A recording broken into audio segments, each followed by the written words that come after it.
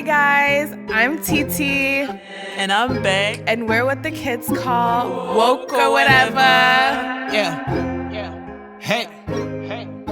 I say it, I mean it, you mad. But I'm speaking facts though. I got it, she got me, she mine. Baby, we on our own. My princess, my queen, oh my god. She make me feel at home. My element, pocket, my bag. Baby, I'm in my zone. They woke or whatever. They woke or whatever. Woke or whatever. They woke or whatever. Woke or whatever. They woke or whatever. Woke or whatever. They woke or whatever.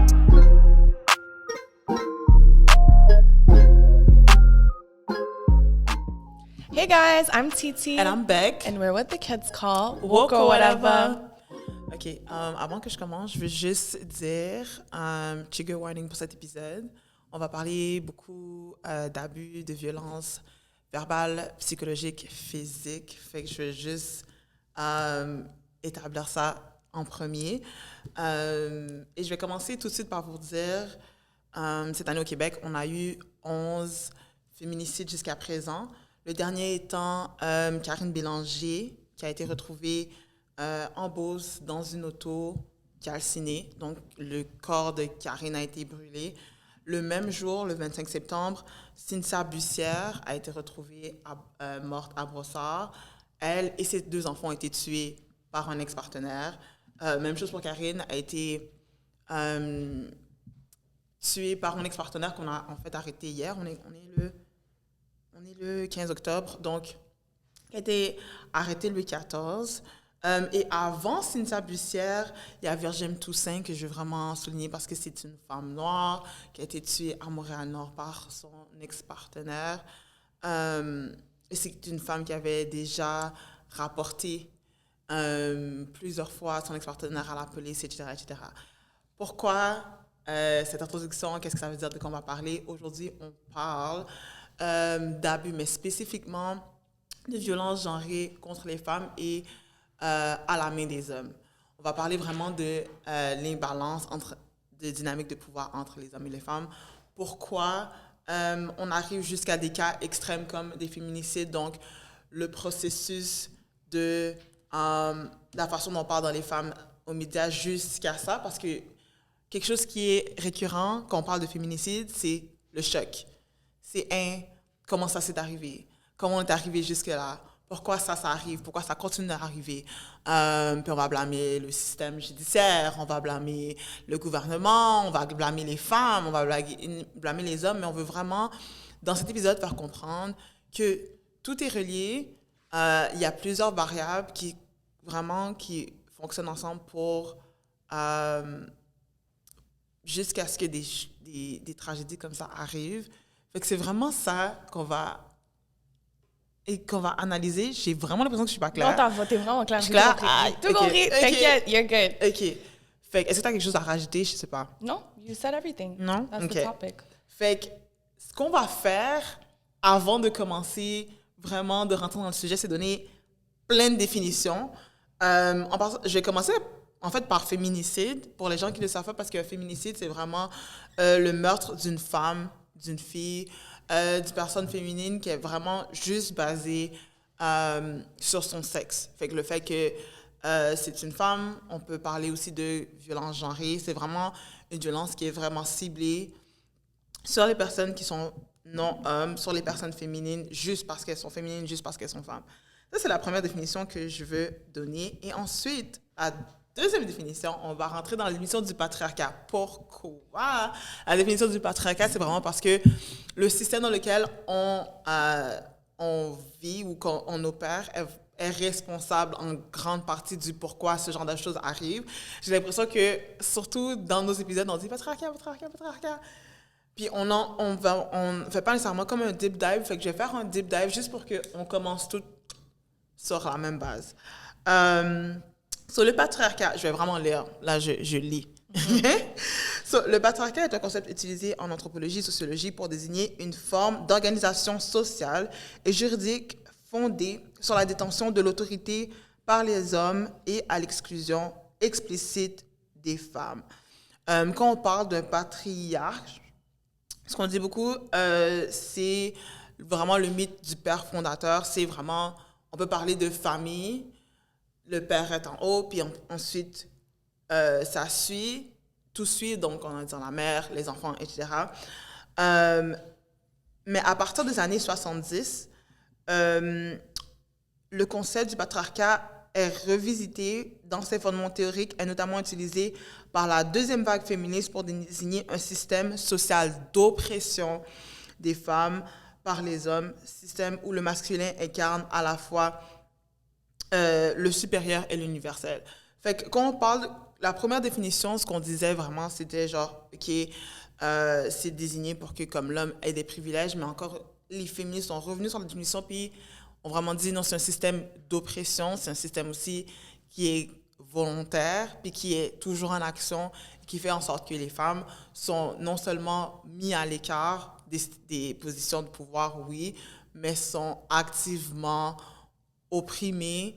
Puis et c'est là qu'on veut en venir parce que c'est ça qui arrive quand on parle de féminicide. Genre ça, c'est le cas extrême, mais ça se manifeste. Il y a beaucoup d'étapes avant qu'on arrive là, puis c'est ça qu'on va voir genre aujourd'hui.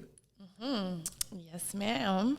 And before we continue, it's also important to mention what abuse is, because we're going to be talking, like Beck said, about different types of abuse that is present. So a very simple definition of abuse that I have here, based on Canada.ca, is abuse is a behavior that scares, isolates, or controls another person.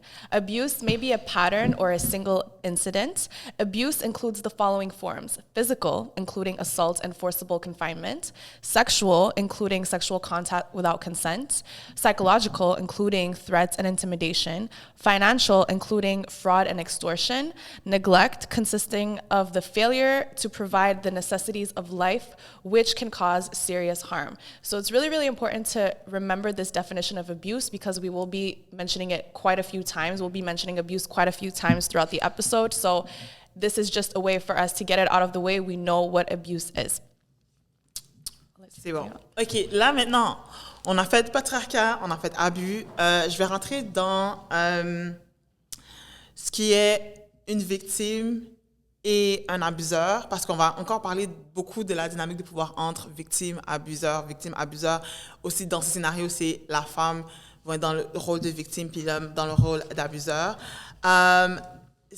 Là, je vais pas nécessairement donner une définition de victime-abuseur, mais vraiment genre ce qu'on voit ce qui est une victime, puis qu'est-ce qui est un abuseur de notre perception.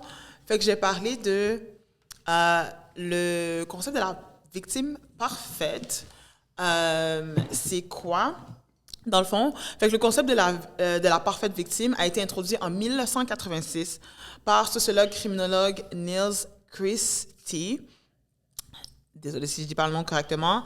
Donc, la parfaite victime, c'est quoi? La parfaite victime, c'est une personne ou une catégorie de personnes qui, quand ils sont victimes d'un crime, on dit que comme, ah ouais, ce que tu as vécu est légitime. Dans le fond, c'est les gens qu'on décide qui méritent le titre de victime. Puis selon Niels Christie, il y a 5 attributs pour qu'une personne soit la parfaite victime. Fait que pour que tout le monde soit genre, ouais, elle, c'est legit. Il y a la faiblesse. Fait que ça doit être quelqu'un qui est vraiment comme faible. L'exemple qu'il donne, c'est femme ou une personne âgée. C'est une personne qui doit être comme était en train de faire une bonne action, genre on va dire c'était une personne, elle était dehors parce qu'elle allait voir sa sœur ou qu'elle allait aller trouver ses parents. C'était vraiment quelqu'un qui avait genre un but vraiment qu'on qualifie de sain. Fait qu'elle était en train d'aller faire une bonne action quand l'acte est arrivé. C'est une personne qui ne peut pas se faire blâmer pour l'endroit où elle se trouve. Donc ça veut dire, si elle était là la nuit, si elle était chez quelqu'un, c'est vraiment, on va dire, c'était en plein jour, ou elle était à l'épicerie, elle était à l'école, vraiment comme un endroit où elle s'était OK, comme elle était supposée d'être toujours selon la société. C'est le 3e. 4e, il faut que l'abuseur ait l'air méchant. Il faut que l'abuseur ait l'air imposant. Il faut que l'abuseur ait l'air menaçant pour que ce soit valide, pour que cette victime soit valide. Et numéro 5, il faut que il n'y ait aucune relation entre la victime et son agresseur.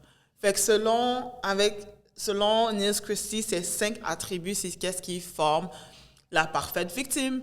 Puis je pense que quand on parle de victime dans des questions d'abus homme-femme, que ce soit psychologique, verbal, physique, je trouve que c'est des questions qui reviennent, genre, comme est-ce que la fille avait l'air weak, est-ce que elle était dans un club ou est-ce qu'elle était à l'école, parce que s'il y a une affaire qui déroge, then you're not the perfect victim. You're not the perfect victim. Mais quand on parle de la série documentaire The Way We See Them, est-ce que vous dites The Way We See Us? Par rapport à The Park Five, I think it's The Way They See Us. Way They See I Us. think. Il n'y avait pas de questionnement sur le oui ou non de si, genre, les petits garçons étaient vraiment des agresseurs, parce que la madame était blanche, puis c'était un groupe de petits garçons noirs qui étaient juste là. Fait qu'il y a pas, parce que ils étaient presque les parfaits abuseurs, il n'y avait pas de question si la victime était dans le wrong ou non. Genre, c'est vraiment, ça joue vraiment sur notre perception de qui peut être victime, qui peut être abuseur, qui est legit, qui l'est pas. Fait que ça, c'est vraiment le concept de la parfaite victime, la façon dont nous, on voit, genre, les victimes et quelle victime est, selon nous, legit. Après ça, pour les abuseurs, j'ai trouvé 10 types d'abuseurs. Juste que je trouve ma page. Mais c'est ça. Donc, les types d'abuseurs, puis ça, c'est basé sur Why Does He Do That? Inside the Minds of Angry and Controlling Men by Lundy Bancroft. Dans le fond, c'est un livre qui explique vraiment les patterns des abuseurs. Puis, dans le fond, Lundy Bancroft a fait une liste de 10 types d'abuseurs qu'on peut retrouver. Fait que selon leur pattern, tu peux savoir quel type d'abuseur est une personne. Fait qu'il y a le numéro 1, c'est le demandeur. Fait que le demandeur, c'est celui qui, on va dire un peu old-fashioned, c'est celui qui s'attend à ce que la femme cater to his every need, and if she doesn't, il devient violent. Fait que ça, ce sera le premier type d'abuseur. Le The always right knows everything, fait que c'est celui qui a toujours raison, qui rit de toi si tu dis ton opinion comme « Ah, t'es vraiment stupide, non, c'est pas ça, c'est ça. » Quelqu'un qui veut vraiment te gaslight, à vraiment comme douter de ta propre expérience, parce que he knows everything about anything, included about your life. Et il y a aussi The Water Torturer. Ça, c'est un abuseur qui crie jamais. Qui s'énerve jamais. C'est quoi? Water torturer? Ouais. OK. Fait qui s'énerve jamais, qui crie jamais, mais qui abuse de toi émotionnellement, genre. C'est quelqu'un qui va gasser, qui va comme te donner des remarques, mais qui est toujours calme, qui crie jamais. Fait que dans sa tête à lui, it cannot be abused because he never yells. He never gets angry. Mais c'est genre, il te torture émotionnellement. Il y a le drill sergeant. C'est quelqu'un qui est vraiment controlling, qui va te demander tes passwords, va aller te check at work. C'est celui aussi qui get jealous. C'est un peu plus obvious. Il y a le Mr. Sensitive. Lui, dans le fond, super doux, super nice, until que comme tu bruises son ego. Fait que si tu fais quelque chose pour qui le dérange, il va être comme yeah, you really hurt me, or like you're hurting me right now. Tu vas être comme oh my bad. Mais il va jamais le laisser tomber, genre. Every day, like, do you remember when you hurt me? Yeah. Do you remember when you said that? Yeah. Do you remember, like, juste comme. Yeah. Mais quand c'est toi qui es hurt, c'est genre, it's really not that deep. Yeah. Ça, c'est Mr. Sensitivity. Ça, là, c'était 5. OK, 6. Is a player. So, c'est un gars qui va être vraiment, vraiment, vraiment attractive. Fait que la première fois que tu le rencontres, il va really flirt with you, quand même te faire sentir comme si like you're the like prettiest girl, and then va de façon obvious flirt with other women, genre be with you and flirt with other women, puis tout, puis quand tu le call out on this, il va te gaslight, il va continuer à flirt, might also cheat. Mais dès que tu le call out, il se fâche contre toi. Et son but, c'est de faire en sorte que you get jealous of other women, puis comme y'all be like, against each other. Il y a le plus obvious qu'on appelle Rambo, fait que celui, il est agressif avec tout le monde. Everybody fears him. Il n'y a pas de patience pour personne. Puis c'est quelqu'un qui est physiquement abusive. And then, il y a the victim. Je pense que c'est un qui est un peu plus genre, je sais pas. Genre, j'ai lu The Victim, j'étais comme, ouais, on dirait que je connais des gens comme ça. C'est, il veut toujours que tu aies pitié de lui all the time. Il est au bout de sa life. Il est au bout de sa life. Il est au bout de sa life, puis il est comme, ouais, you know, mon enfance, c'était vraiment difficile. Moi, comme, j'ai vécu ça, mon père m'aimait pas, bla, bla, bla. So that justify abuse. Genre, c'est comme, il est méchant avec toi, ou il est comme verbally, emotionally abusive, mais il est comme, yo, mon enfance, il faut que tu comprennes que comme on n'a pas grandi de la même façon, bla, bla, bla. C'est des eternal victim qui est très self-centered. Il y a aussi le terroriste. Yo, I don't know, that's the name. Un terroriste, okay, so really controlling, demanding. Mais ça, c'est quelqu'un qui est un peu psychotic parce qu'il really enjoys seeing you in pain. Puis c'est quelqu'un qui, comme, you actually fear for your safety when you're around him.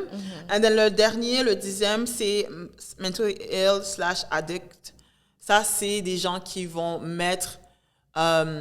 qui vont dire qu'ils sont abusifs because they're mentally ill or ils ont une addiction. Puis il faut vraiment souligner que comme avoir une addiction ou être mentally ill, ça justifie pas un abus et ça cause pas non plus l'abus. Ça peut intensify comme une situation, mais ça va jamais être la cause de. Quelqu'un peut comme avoir une addiction puis trouver de l'aide and after that still be abusive. Fait que that's the 10 comme prototype of abusers. Yeah. And based on that, finalement, avec toutes les définitions, avec tout ce qu'on a dit, tous les concepts, je vais rentrer dans le case de Heard versus Depp, so Amber Heard versus Johnny Depp, qui a été vraiment, vraiment, vraiment médiatisé durant des mois, même jusqu'à maintenant, basé sur ce qu'on vient de lire. J'ai lu les articles, j'ai lu about the case.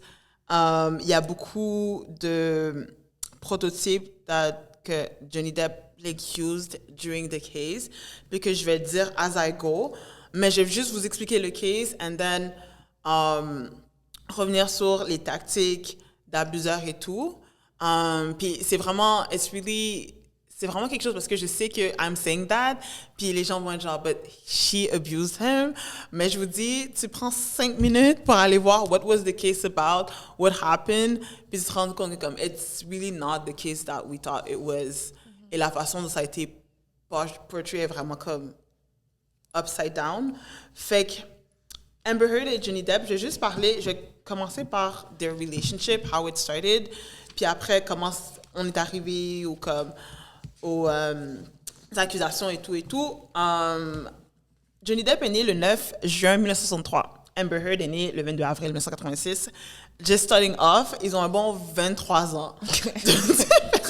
Juste. Yo, il a presque l'âge de mon père. Yeah. Il est 3 ans plus vieux que Johnny Depp. Anyway, so Depp et Heard se sont rencontrés en 2009. Again, the age. Elle avait 23, il avait 46. Ils sont rentrés en 2009 pour la première fois sur le plateau de The Rum Diary. Puis ils avaient une scène where they were kissing together. Quand on parle de ce moment, justement, Johnny Depp was like, oh, that was the first time that I feel a connection. Mind you, il était marié. Il était marié dans ce là. Anyway. Yeah.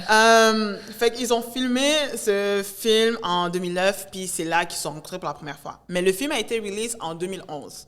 Fait qu'ils se sont revus en 2011, donc 2 ans après le shooting du film. Puis c'est autour de là que Johnny Depp a divorcé avec sa femme, Vanessa Paradis, avec qui il avait 2 enfants. Fait que 2011, puis... Fait qu'en 2011, ils ont divorcé. Fin 2011, début 2012, il commence à... Comme sa relation avec Amber Heard est officielle. Ils se fréquentent et ils se marient en 2015. Âge 29-52 ans. So, ils se marient... OK. Ils se marient en 2015. Amber Heard a 29, Johnny Depp a 52. Puis Amber Heard demande le divorce vraiment, vraiment rapidement, 15 mois après.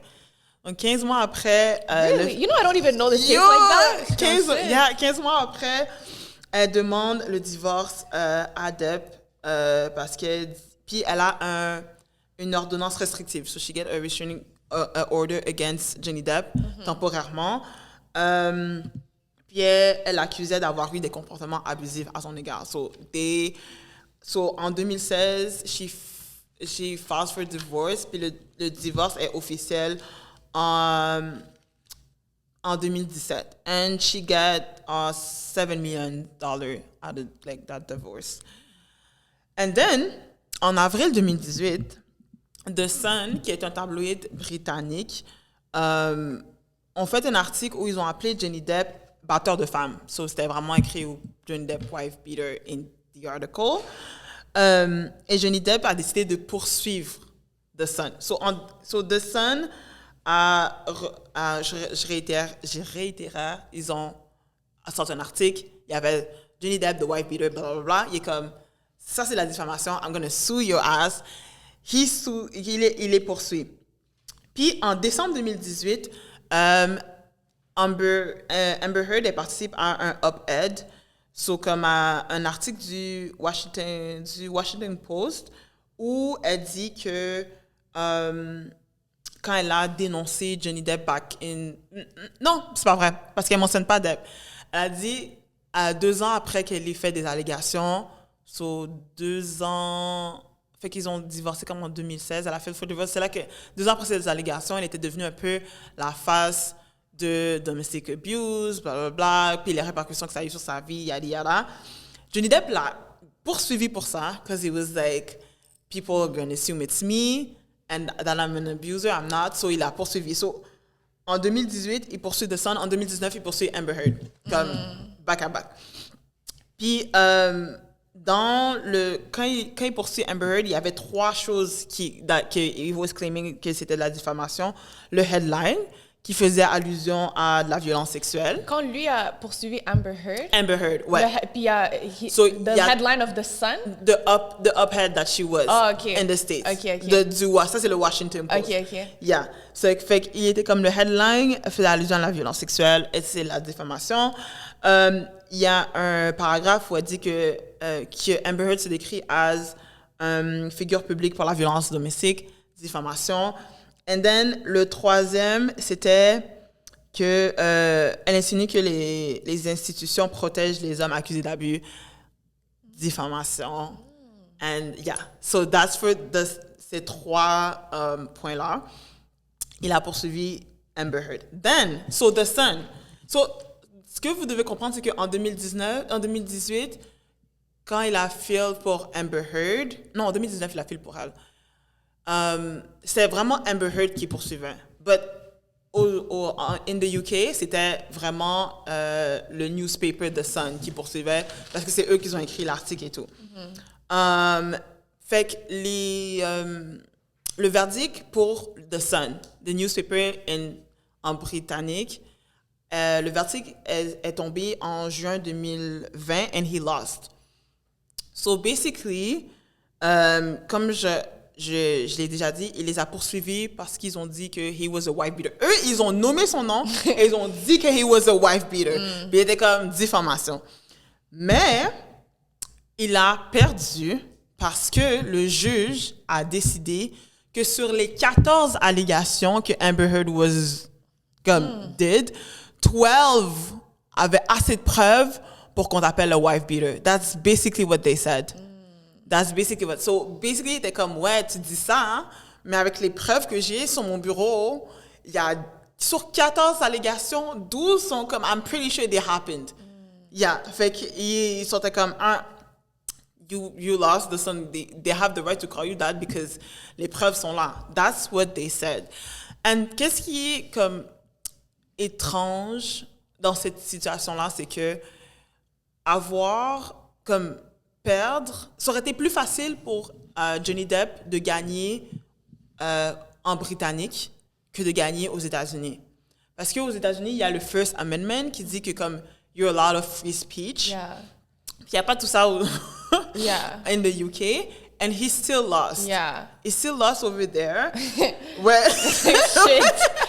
ouais. 12 out of 14. Yeah, You dismissed. il était comme, le juge était comme, non, Yo. I think you might have done that. ouais. Mais c'est fou because he's actually the one that took it to court. C'est Ouais, c'est lui, puis il était comme, non, you might have done that.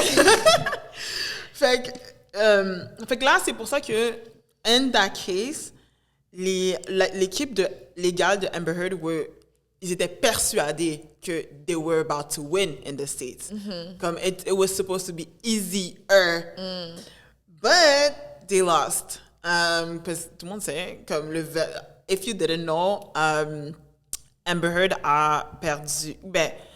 Johnny Depp a gagné when it comes to son case aux États-Unis. And I read an article qui expliquait, genre, why did he lost comme en britannique and he won aux États-Unis, which c'était pas le même case, but it was really similar avec les mêmes allégations. So c'est genre what explained that. Puis ce qu'ils disent dans le fond, c'est que ce qui a vraiment pesé sur la balance, c'est le juré. En britannique, c'était juste un juge avec ce qu'il avait, il était comme OK, yeah, this is gonna be it. Mais aux États-Unis, il y avait un juge et un juré, et le juge a laissé le juré décider de qu'est-ce qui allait se passer avec le case, et ils n'étaient pas séquestrés. Ils n'avaient pas le droit à leur phone durant la période de time, mais ils n'étaient pas séquestrés, ils n'avaient pas accès aux médias sociaux. And during that time, comme Amber Heard a vraiment été comme brushed as the villain. Elle avait il y a le hashtag supporting Johnny Depp, something like that, à TikTok. Il y avait 19 billion views on TikTok. So c'est vraiment facile de arriver sur ça et d'influencer. That's one. Even if you didn't have social media, j'avais vu des vidéos sur TikTok where people were driving in Starbucks drive-thrus and the tip jar was one jar for if you support Amber Heard, one jar if you support Johnny Depp. C'est comme, even if you had no social media presence per se, you could still see it. This is how widely publicized this case was. Et même si tu ne recherchais pas le case, I remember tu étais sur YouTube. You could see, it's in the suggested, it's in the suggested, it's everywhere. Ça va te suggérer. Puis, yeah. Tu sais, le case aux États-Unis a duré comme 6 semaines. Puis ça a été aussi le fait que ça a été télévisé a lot. That's played aussi en faveur de Johnny Depp because là, tout le monde pouvait voir and everybody avait leur opinion. Fait que le juré, le fait que ça a été télévisé, the PR campaign que son équipe a vraiment porté was magnifique pour de vrai, parce que they won. They won et ils avaient moins de chances de gagner aux États-Unis qu'aux Britanniques. And they won avec les mêmes allégations. Parce que l'affaire, c'est que avec ça, avec le fait que c'était publicisé, ils pouvaient attaquer Amber et attaquer sa crédibilité publiquement, puis tout le monde était comme ouais, she's lying, c'est une actrice. Johnny Depp est un acteur aussi. Yeah. Les gens étaient comme non, elle est une actrice, et puis lui il a l'air une actrice. Comme c'est deux acteurs que vous voyez. Fait que c'était vraiment ça. Il y avait aussi une autre affaire that was used, puis qui parlait de l'article, c'était the Darvo Tactics. So, Darvo Tactics, c'est un acronyme qui veut dire Deny, Attack and Reverse Victim and Offender. Fait que c'est quand un abuseur ou someone who's alleged abusers va nier toutes les allégations, va attaquer aussi, donc attaquer la victime is like, how dare you to do that, et va reverser les rôles en I'm the real victim. Puis il y a beaucoup eu d'affaires comme ça que Johnny Depp was like, I'm the real victim. Parce que Amber Heard was not a perfect victim. She hit him. Elle a effectivement frappé, puis ça rentre pas dans les attributs de comme you look weak si elle a frappé. Il y avait des preuves que elle avait frappé, mais not l'inverse. Par exemple, il y avait des footage of Johnny Depp having like big argument with her, comme vraiment crier et tout. So, il y avait des preuves de verbal abuse. Il y avait aussi des text messages of Johnny Depp qui disaient que comme I want to kill you, nanana, and like genre me débarrasser de ton corps, that was also comme available.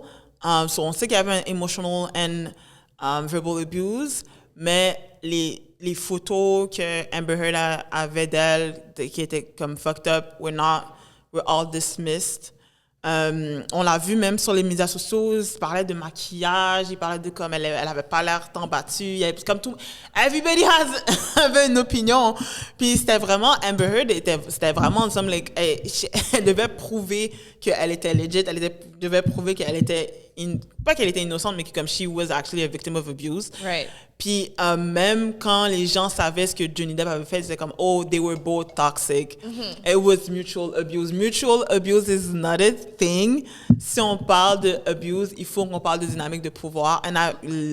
Puis ça, c'est toutes des affaires, toutes les allégations were between 2013 and 2015.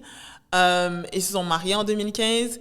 Rappelle que quand ils se sont mariés, elle avait 29 ans. Fait que ça, c'était de 26 à 29, avec un partenaire qui avait comme 49 à 52. Like, tu sais, quand on dit genre, oh yeah, she hit him, bro, like, she was a kid.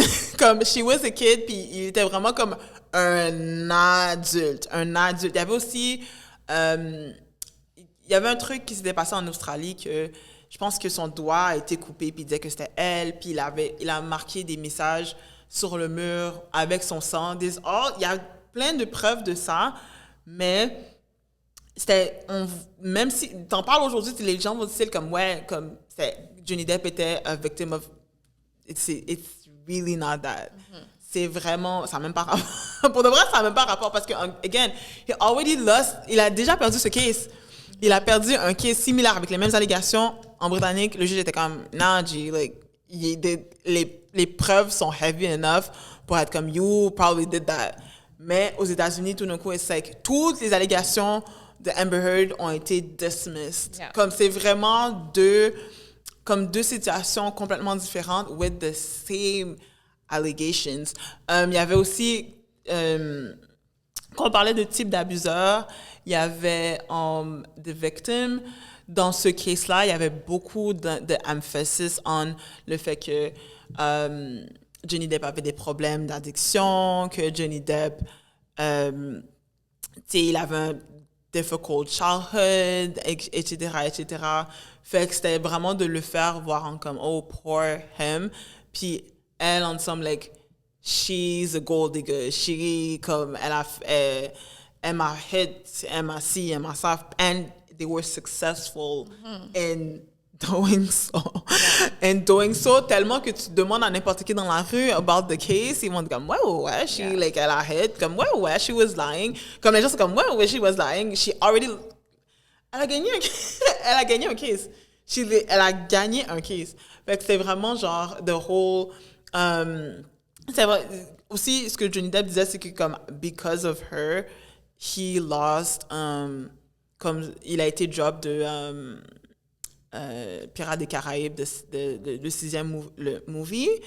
And what's funny, I guess, about this, c'est que après tout le truc de Amber Heard, he was being sued by des collègues parce que he's violent.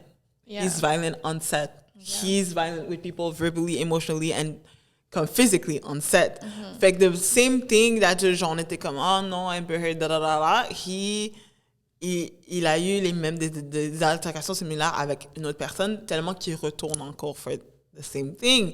So c'est genre it's like seeing a case like that, c'est genre qu'est-ce que ça, like what does it tell us about us, et aussi should we really be shocked, ou quand on vient au féminicide, like how did it happen, si genre des gens qui sont, on rappelle, blancs, riches, comme Amber Heard, rentrent dans toutes les ce qui est critères de beauté, white woman, blonde, vraiment comme privilégiée, and she lost. Puis elle a été aussi, toute son image a été vraiment comme Destroyed. So, qu'est-ce que ça veut dire pour le reste? Like, common folks, everyday folks qui vont à la police that are not believed, et puis après, like, they're comme, on les retrouve morts de façon vraiment horrible. Yeah. So that was the case. I feel like when we look at people like Johnny Depp, there's a lot of factors that play into why we want to believe him over Amber Heard. See, he's a very talented person. People have a lot of respect for him as an actor. He appears to be quite likable. Also, I mean, white women find him attractive. I mean, I guess he's a heartthrob. So, and there's obviously the question of age. So when we look at these power dynamics, it's in his favor. Obviously, it's in his favor. And I think one of the reasons why a lot of men, especially, were very, very involved in this case is because for a lot of men, they looked at the Johnny Depp case as kind of like this gotcha moment of like, men can be victims too. Like, we've been waiting for our turn. We can be victims as well. Mais en fait, je pense que c'était même plus... I don't think it's the victim part parce que quelqu'un a mentionné, we didn't talk about men victims during that time. C'était surtout genre women are lying. Yeah. We got women are lying. Yeah, we gotcha. Ouais. Parce qu'il n'y a pas eu de okay, that's our time. Let's talk about men abuse. No. Yeah, it was a gotcha. Il y a aucun gars que je connais qui a reshared these things qui était comme ouais, let's talk about. Non, c'était comme no, y'all be lying. Yeah. Puis c'était vraiment genre heavy on that. Yeah. But if we look at the facts, Amber Heard was definitely a victim. Yeah, c'est she ça. was definitely a victim. So now this episode puts a lot of emphasis, obviously, on women being victims at the hands of men when it comes to abuse. Under patriarchy, men are socialized to be the aggressors, and women are conditioned to be victims. We are weak, and men are strong and powerful, and they're the ones that cause harm. Now, I know someone's gonna hop in the DMs and be like, Titi, beg, okay, men can actually be victims of abuse as well. Like, men can be victims of abuse. Abuse does happen to males as well, and they can also be victims. And I 100% agree with you, and I feel like it would not be fair if we didn't bring this point up. So I will talk about the counter argument of men can be victims as well. Abuse can also affect us. It's not fair to only talk about abuse as a one-sided argument. Okay. So let's humor you and let's talk about men being victims because it's actually a thing. So I'm going to break it down, domestic physical abuse, and then I'm going to go into sexual abuse. We gave a trigger warning already, huh? Yeah, ouais, we did. Okay, parfait. So when we're talking about male victims, I'm quoting an article by justice.gc.ca. The article is titled "Male Survivors of Intimate Partner Violence: A Summary." So these are a few points and statistics when talking about male victims of abuse, okay? So men comprise about 20% of all intimate partner violence cases reported to police in Canada and about 20% of intimate partner violence homicide victims. Okay. Men are less likely than women to report intimate partner violence to police, and when they do, it is less likely to result in an arrest or police record. In one Canadian study, 64% of male survivors of intimate partner violence who called police reported being treated as the abuser. So 64% of the men that actually called police for help after they were abused by their partner of the opposite sex, the police came to the site and actually immediately had the preconceived notion that the victim was the woman and the male was actually the abuser, when it was the complete opposite. Studies found that police tend to perceive female perpetrators as being less abusive and requiring less intervention than male perpetrators, even when levels of intimate partner violence were matched across cases. So these are a couple statistics when we're talking about intimate partner violence. Now, if we go into sexual violence, because men do face sexual assault as well, at least 1 in 6 men have been sexually abused or assaulted, and 1 out of 10 rape victims are male. And I was trying to find accurate numbers when talking about specifically male-on-male rape, but it's really hard to find because it is heavily stigmatized. And according to psychologist Sarah Crome, fewer than 1 in 10 male-on-male rapes are reported. And as a group, male rape victims reported a lack of services and supports, and legal systems are often ill-equipped to deal with this type of crime because it's so underreported, right? And also, if we stick to the topic of sexual assaults that men face, one of the most prominent ways that we hear it is in everyday stories of boys telling you their first time, right? Their first time. Toujours fucked up. It's some crazy shit. Like, yo, I was 12 years old and my first time was with the 20-year-old girl. And these are common things that we hear. I could name you 5 niggas right now that are like, yeah, I did it at 8 years old with my babysitter that was 20, you know what I mean? It's something that is talked about commonly. It's something that is almost glamorized to quote unquote lose your virginity. I don't like the word virginity, but you know, to have your first time with an older woman, it's something to be proud of. It's almost looked at as a rite of passage for a lot of boys growing up. So these cases also are quite underreported because for the victims, they often are under the impression that the sex was consensual when it was obviously rape because they were minors. They couldn't consent to it even though they thought they were. And the only person that knew what they were doing in that scenario was the grown-ass woman that was raping these kids, right? But we don't look at it that way. And one of the main ways that we hear these stories like being publicized in the media is when we hear stories of like teacher-student relationships, right? Like female teachers being arrested because they had an ongoing sexual relationship with a student, like a 14-year-old student. Obviously, that still remains rape. And I was reading an article called Psychological Effects of Statutory Rape, Differences by Gender.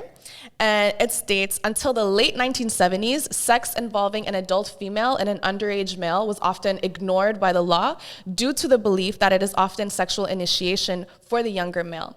This view still exists within the public viewpoint as it is glamorized by the media, and there may be a gender bias in courts on teacher-student sexual relationships, though the relationships are illegal regardless of age. Now, I was doing a bit of research to find a few like prominent cases of teacher-student relationships.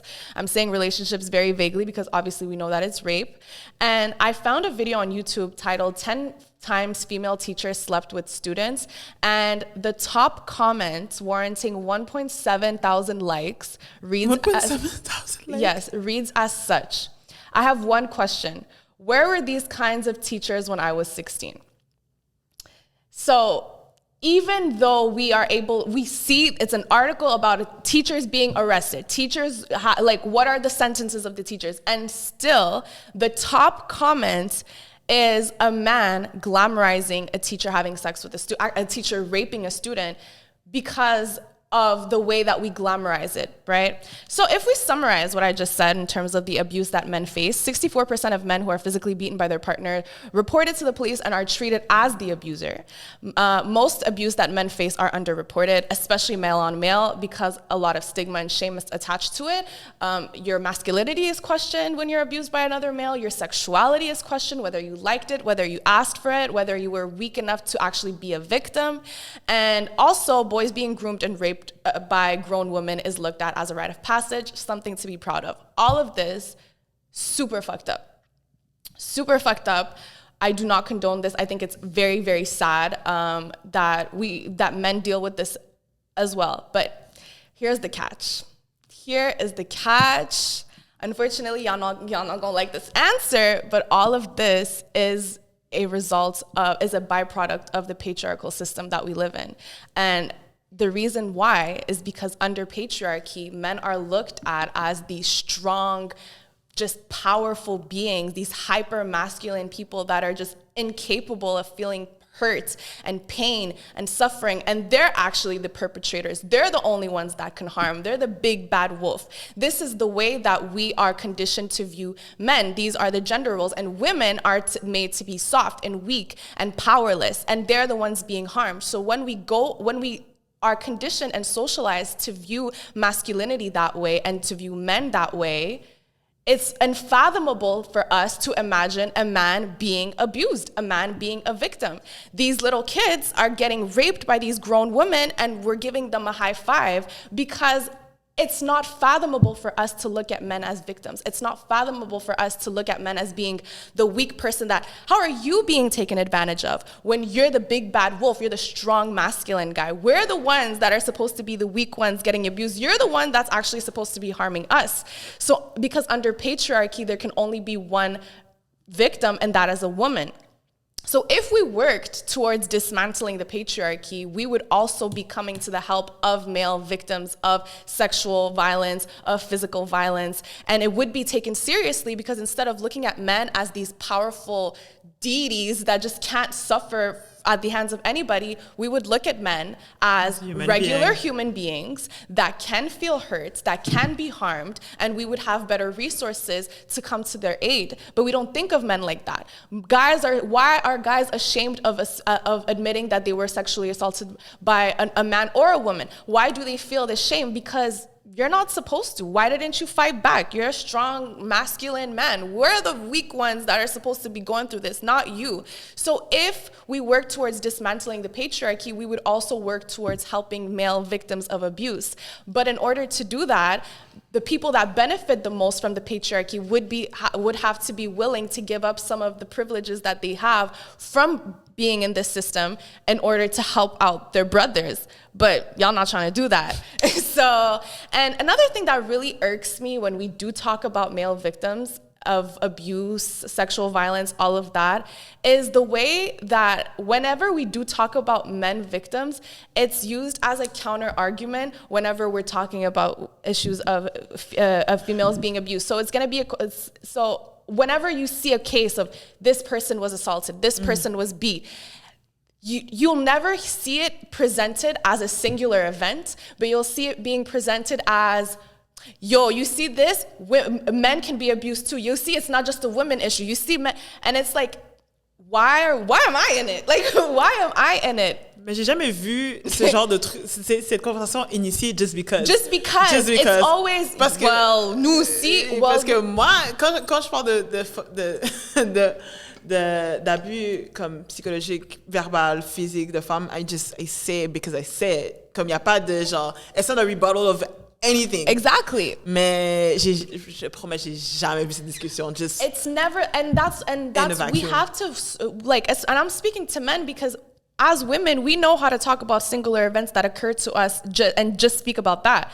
But I really need men to not talk about I really want them to feel like they can speak on their issues without making it a aha moment as to like, oh, we got y'all women, like, oh, us too. Speak on male issues in a singular way without having to use it as a rebuttal against why we should minimize the impact of gender-based violence that women face, because regardless, whichever way you want to spin it, women are abused way more. Yeah. So I just wanted to preface that. So yes, absolutely, men can be victims of abuse. I explained the ways that they can be. But if we work towards dismantling the patriarchy more, we would have more ways to come to their aid. Now, we just spoke about a high-profile case of Johnny Depp. Now, I'm going to speak about a high-profile case that is closer to the Black community, and this always causes so much debate, so much friction. I remember I had a very heated debate on Twitter a few years ago, back when I used to engage in discourse. But let's talk about Chris Brown. Let's talk about Chris Breezy, Mr. Untouchable, Mr. the community's hero, although he has done nothing to deserve that title. So the reason why I want to talk about Chris Brown is because this is a very clear example of how we let shit slide despite how much evidence there is. Why do we let it slide? We're going to get into all of that, but first we need to obviously explain who Chris Brown is and what situation I'm going to talk about. Mainly, I'm going to be talking about the incident that happened with Rihanna when he attacked her. So, and it's really crazy because Chris Brown, even with domestic violence under his belt, he's achieved more than most artists will ever achieve in their lifetime. Like, I feel like as an artist, a good run, like if you've been successful for 5 years, I'm like, damn, you had a good run. He's been around. Est-ce qu'il a 30 ans encore? Est-ce qu'il a déjà 30 ans? Oui, je pense que oui. Depuis qu'il a 16. He's been like a good 15 years. Minimum Yeah. 15 years 15 he's been years. in the game. So, according to Wikipedia, Christopher Maurice Brown, born May 5th, 1989, is an American singer, songwriter, dancer, and actor. Now, according to Billboard, Brown is one of the most successful R&B singers of this generation, having often been referred to by many contemporaries as the king of R&B. For most people in our age group, we've seen him, like we've seen his rise. We've seen him come up on the scene. I remember the summer that his album Chris Brown came out, he was like, it was reruns on BET. I was watching that shit with my older cousins. Like, I remember when Chris Brown first popped up on the scene. And since he's first emerged on the scene in 2005, he's come to release 10 studio albums, like still very, very popular, very successful. Now, Chris Brown and Rihanna, they met in 2005 and started dating in 2007. And on the night of February 8, 2009, after the Grammys after party, Chris Brown and Rihanna left in their car and an incident occurred and Chris Brown attacked Rihanna while driving. Now, I know a lot of us kind of know what happened, and what I'm going to do is I'm going to just read the official court documents recounting the incident. That way, it's no bias shit. I'm really just reading what it says. I'm not going to read the whole entire document, but I will be reading a good chunk of it. Yeah. So, Brown was driving a vehicle with Robin F., that is Rihanna, as the front passenger of an unknown street in Los Angeles. Robin F. picked up Brown's cellular phone and observed a 3-page text message from a woman who Brown had a previous sexual relationship with. A verbal argument ensued and Brown pulled the vehicle over on an unknown street, reached over Robin F. with his right hand, opened the car door, and attempted to force her out. Brown was unable to force Robin F. out of the vehicle because she was wearing a seatbelt. When he could not force her to exit, he took his right hand and shoved her head against the passenger window of the vehicle, causing an approximate 1-inch raised circular contusion. Robin F. turned to face Brown and he punched her in the left eye with his right hand. He then drove away in the vehicle and continued to punch her in the face with his right hand while steering the vehicle with his left hand. The assault caused Robin F.'s mouth to fill with blood and blood to splatter all over her clothing and the interior of the vehicle. Brown looked at Robin F. and stated, "I'm going to beat the shit out of you when we get home. You wait and see." The detective said Robin F. then used her cell phone to call her personal assistant, Jennifer Rosales, who did not answer. Robin F. pretended to talk on the phone and stated, "I'm on my way home. Make sure the police are there when I get there." After Robin F. faked the call, Brown looked at her and stated, "You just did the stupidest thing ever. Now I'm really going to kill you." Brown resumed punching Robin F. and she interlocked her fingers behind her head and brought her elbows forward to protect her face. She then bent over her waist, placing her elbows and face near her lap in an attempt to protect her face and head from the barrage of punches being levied upon her by Brown. Brown continued to punch Robin F. on her left arm and hand, causing her to suffer a contusion on her left tricep that was approximately 2 inches in diameter and numerous contusions on her left hand. Robin F. then attempted to send a text message to her other personal assistant, Melissa Ford. Brown snatched the cellular telephone out of her hand and threw it out the window onto an unknown street. Brown continued driving and Robin F. observed his cellular telephone sitting on his lap. She picked up the cellular telephone with her left hand and before she could make a call, he placed her in a headlock with his right hand and continued to drive the vehicle with his left hand. Brown pulled Robin F. close to him and bit her on her left ear. She was able to feel the vehicle swerving from right to left as Brown sped away. He stopped the vehicle in front of 333 North June Street and Robin F. turned off the car. He removed the key, She removed the key from the ignition and sat on it. Brown did not know what she did with the key and began punching her in the face and arms. He then placed her in a headlock, positioning the front of her throat between his bicep and forearm. Brown began applying pressure to Robin F's left and right carotid arteries, causing her to be unable to breathe, and she began to lose consciousness. I'm not going to continue reading. This is a good chunk of it. We kind of have an idea of how it unfolded and how bad the abuse actually was. So this was not the ultimate end of their relationship. I mean, they broke up and they came back together a few years later, and were kind of on and off. And after this incident, Chris Brown was publicly scrutinized for this. It was probably it was the biggest controversy of his career and one of the biggest pop culture moments of the 2000s by far. But now, did Chris Brown's career truly suffer? No, pour de vrai, non. Did it truly suffer? Like, if we look at it in the grand scheme of things, to be truthful, I do believe that if it wasn't for the Rihanna incident, I do think he could have been bigger than what he is now. I do feel like that. Parce que he lost a lot of the white audience. He lost a lot of the white audience, but despite that, he still his first Grammy ever won was after the Rihanna incident for his 2012 album Fame.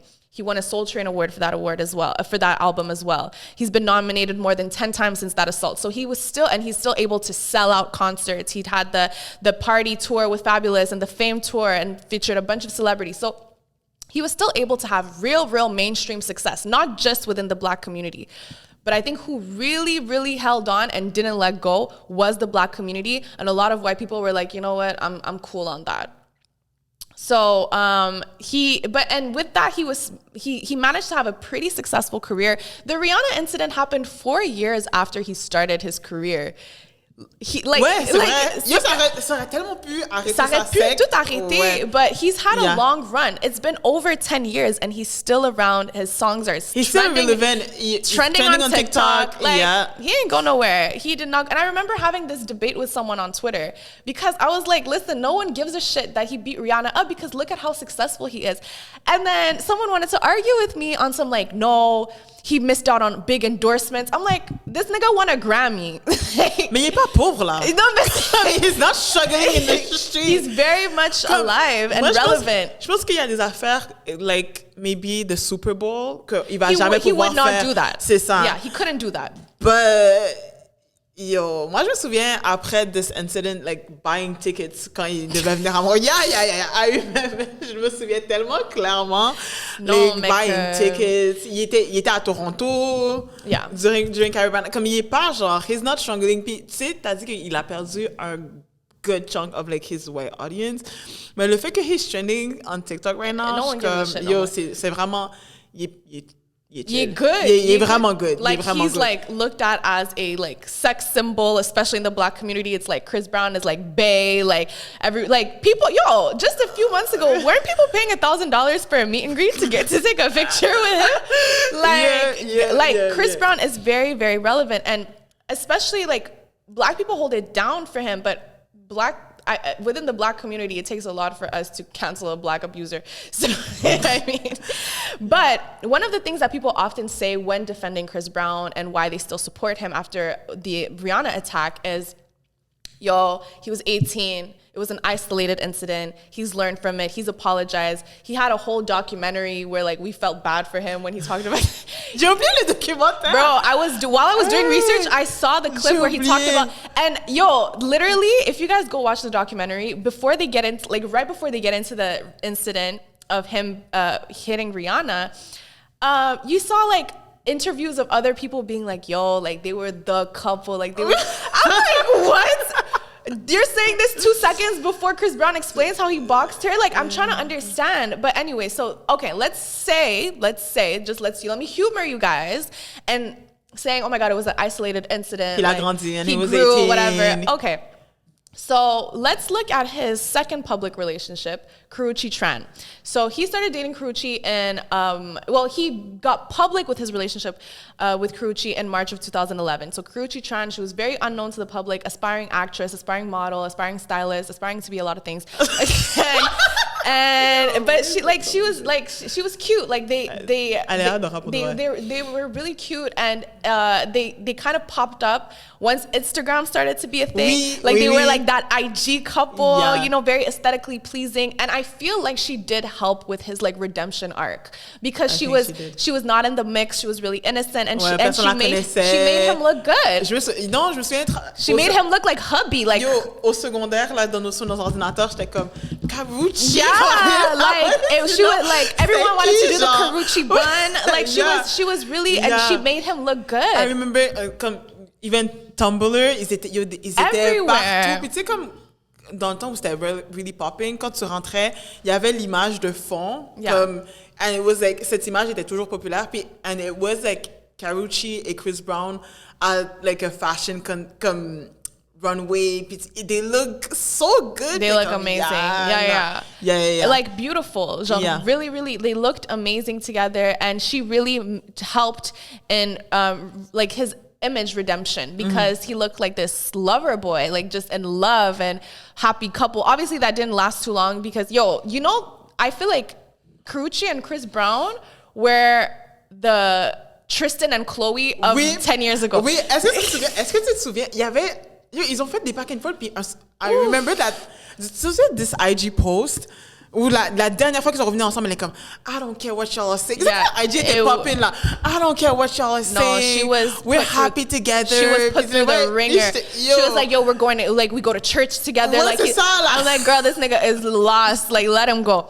Like, he humiliated her multiple times. They were on and off. He had a public love triangle with Rihanna. Told her, I'm going to the store. And then she watches them on TV at the freaking Lakers game with Rihanna. Like front row, he's doing public interviews. Puis elle était en train de se throw des shades. It was another time. Yeah, it was another. That was bad gal Riri for real. He would go on. I remember he did a radio interview, but while he was still dating Karuchi, talking about I love both of them. Oui. J'écoutais tout. Oui. Like he put her through hell, but eventually the breaking point was him having a baby outside of their relationship, and her finding out the same way we did through the tabloids. That's why I'm like, they were really the Tristan and Chloe of our time. Like, anyways, so in 2017, a judge granted Karuchi a restraining order against Chris Brown that would last 5 years. So in May of 2017. So technically it just expired. I don't know if she's planning on renewing it.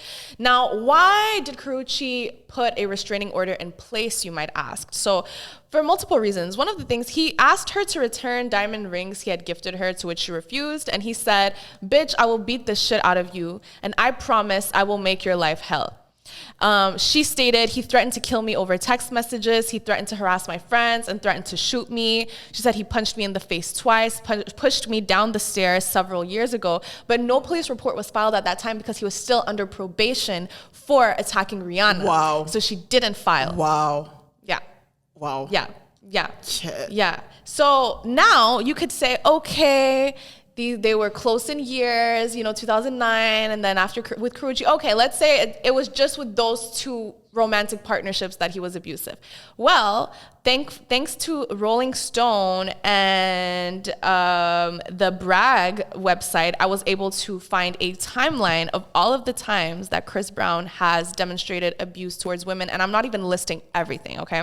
So March 2011, his Good Morning America interview with Robin Roberts, where she asked him about the domestic violence case, he stormed off and then broke the window in his dressing room. That. Like, I actually freaked remember out, that. did that. I actually remember Okay. that. February of 2012, he robbed a woman of her cell phone after she tried to take a picture of him. He snatched the phone through the window of his car, drove off, and he was accused of 1 count of robbery. June 2013, he shoved a woman down to the ground at the club, apparently because she wanted to take a picture with him, and she claimed she would need surgery following the incident that left her with torn ligaments in her right knee. September 2015, there was the bus assault during a video shoot. Chris Brown forced a woman out of the tour bus when she refused to give him her cell phone. The woman, who was not part of the shoot, also claimed her phone was broken, and she filed a report for third-degree assault. In Las Vegas, January of 2016, he punched a woman in her face, and took her phone after she claimed to try to take a picture. A lot of he be punching women a lot. He be punching women a lot, and he has a thing with phones. Like, it's like, and so you can see with all of these accounts, it's consistent. He took the phone, he smashed the phone, he hit her in the face. May of 2016. His female tour manager claimed he threatened her with a brutal physical attack and she had to stop working with him. In Paris, April 2019, Chris Brown and 2 accomplices were taken into custody in Paris after a woman filed a report for aggravated rape. The Churches comment. He made a comment on the band, the female-led band Churches, in January of 2019, saying, "They're the type of people I wish walked in front of a speeding bus." Okay, January 2022, so very recently, he was hit with a $20 million lawsuit accusing him of drugging and raping a woman on a yacht in Florida. So, Chris Brown is a very violent person. Violence against women, violence in general. He's an abusive person. He's an abuser. He is an abuser. I have named certain things. I didn't go through the full police report with his abuse with Rihanna. I didn't go through the full court documents of the with Karrueche. I didn't go through all of the isolated incidents throughout the many years that he's been in the limelight. Why are we still obsessed with him? Why do you think? On a parlé de ça, and j'ai pas vraiment de réponse. We talked about like, maybe comme light skin, comme charismatique et tout, mais c'est un peu comme tu as dit, je trouve que ça nous prend vraiment beaucoup to drop a nigga. Like, ça, it really takes a lot. Puis c'est vraiment, tu sais, c'est intéressant que tu dises ça parce que, like, today, genre, si tu dis, genre, yeah, Chris Brown is an abuser, la première chose, les gens disent 2 choses. Rihanna l'a pardonné, pourquoi elle ne le pardonne pas? Yeah. Weird.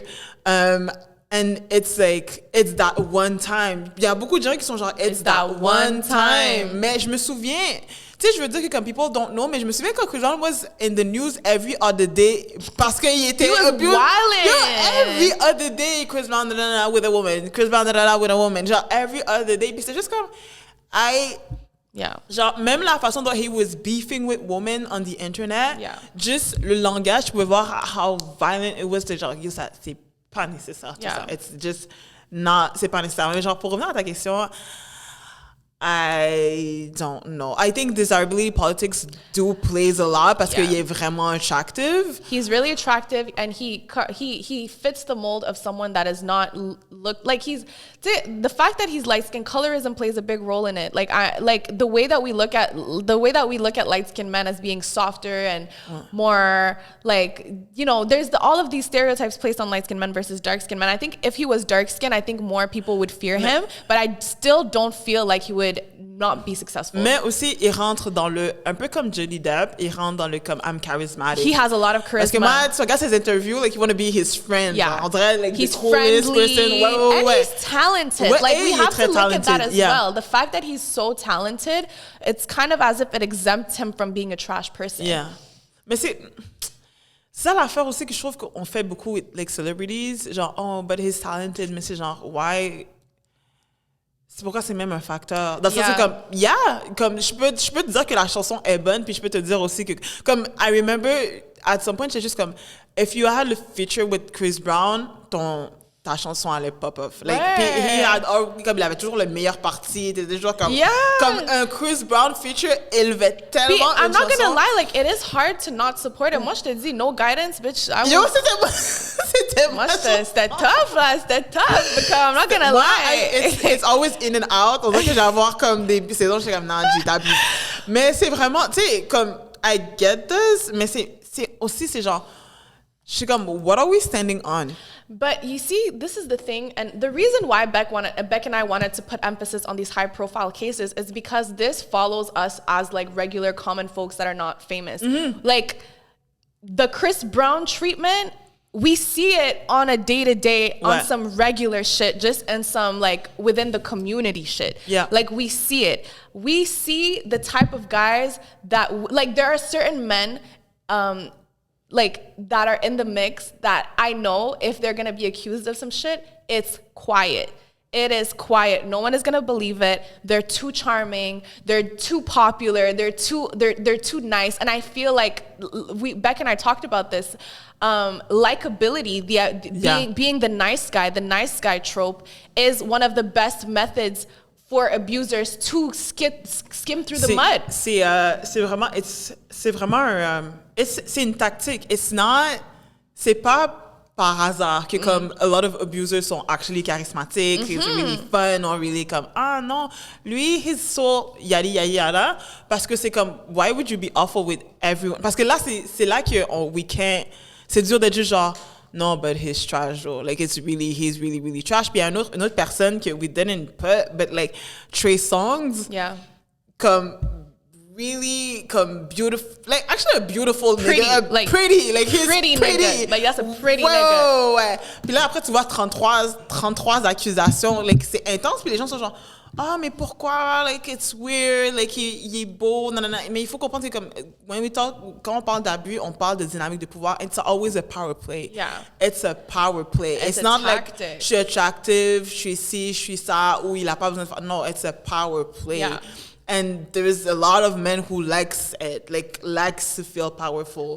He likes like the idea that no woman can say no. And exactly, and the specific roles that you have play a part in that. Like, why is it that in Montreal, a lot of DJs are being they have accusations under their belt, but they're still popping because they have that status. They're the DJ, like you want to have access to them. They're cool, they're fun, they get the party started. So it's like, okay, do I really want to miss out on this event and being around all of this great energy? And let me just let me forget about the fact that you have allegations under your belt. Let me forget about the fact that I just skipped through 3 stories of people tagging the DJ, because I see that, I've seen so many promoters, DJs in the city. Like I've seen posts like multiple women accusing the same DJ, the same club promoter, the same party guy.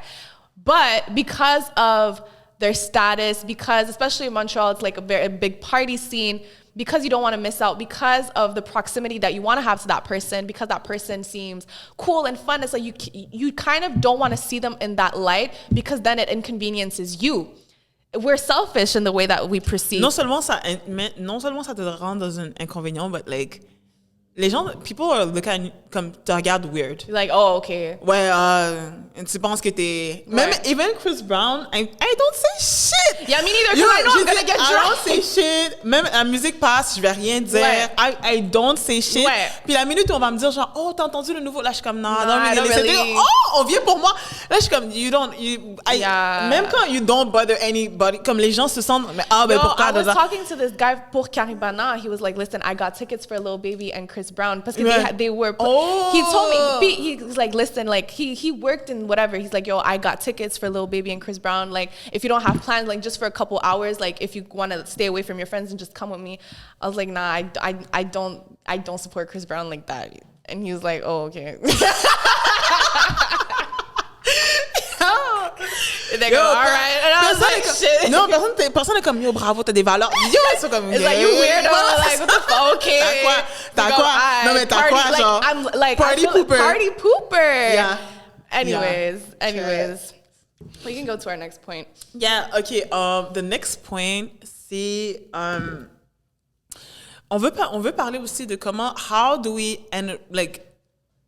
on renforce le système qui, genre, supporte les abuseurs, crée les abuseurs, et fait en sorte que, comme, like we said, like, abusers can just, like, walk around.